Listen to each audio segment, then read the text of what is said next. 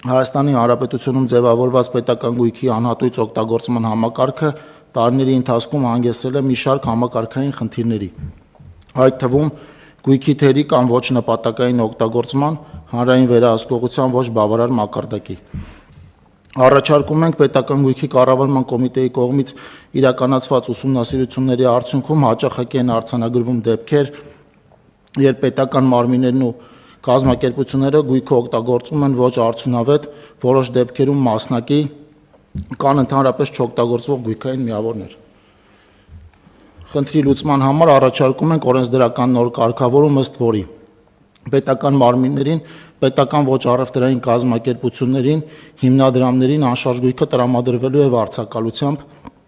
կառավարության սահմանած կարգով։ Վարձակալությունից ստացված վճարները ուղղվելու են պետական բյուջե։ Խնդրում եմ հաստատել։ Պարոն Խուդացյան, հիմա պետական մարմինները, որոնք պետական գույք օգտագործում են անհատույց, հիմա այսինքն մենք ձևակերպելու ենք դա որպես